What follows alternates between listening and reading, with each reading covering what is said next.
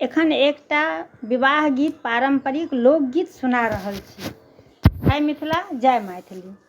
आजो मिथिला नगरिया ने हाल सखिया, आजो मिथिला नगरिया ने हाल सखिया, चारू दुल्हा में बड़े का कमाल सखिया, चारू दुल्हा में बड़े का कमाल सखिया, आजो मिथिला नगरिया ने हाल सखिया, चारू दुल्हा में बड़े का कमाल सखिया,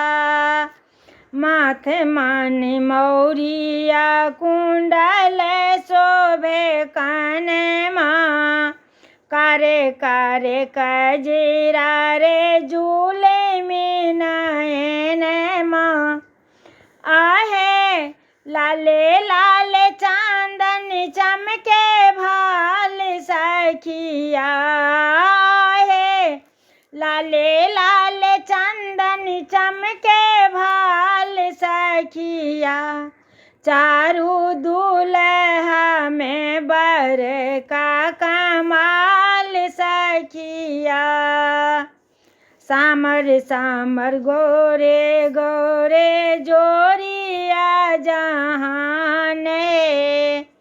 सामर सामर गोरे गोरे जोरिया जहान है,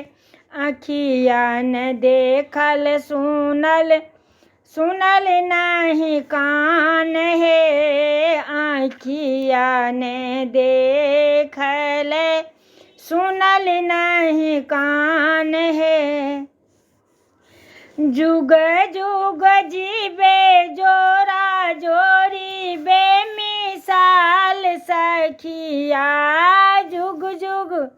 जीवे जोरा जोरी बेमिसाल सखिया,